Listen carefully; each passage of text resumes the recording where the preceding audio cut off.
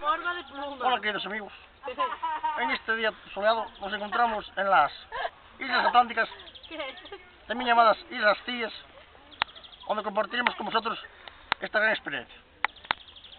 Como podemos ver en el panorama,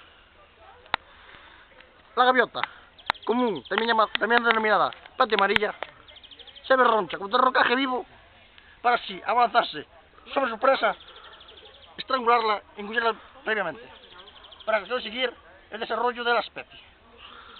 Allí vemos una bandada cuya función es la caza de los peces enredada. Uno se balanza sobre un pececillo que queda solo. Los demás van hacia la manada, cuya pesca alimentará sobre unos días a sus crías. En esta imagen poco lo podemos apreciar.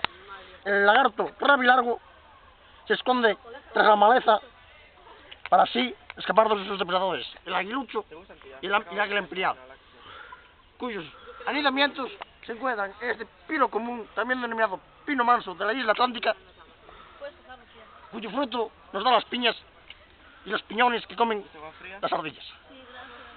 Bueno, queridos amigos, ahí podemos ver el típico Ana de Real en el medio de una estepa cuya función es tocar los huevos a la gente, por eso que coño pinta.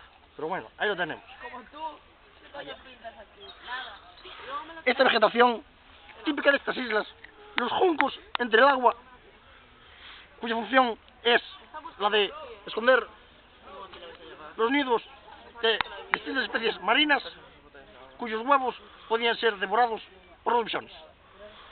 Por aquí, queridos amigos, miramos la laguna donde el caballo de mar deshueva cada año millones de huevos para así dar comienzo a una nueva vida en esta laguna.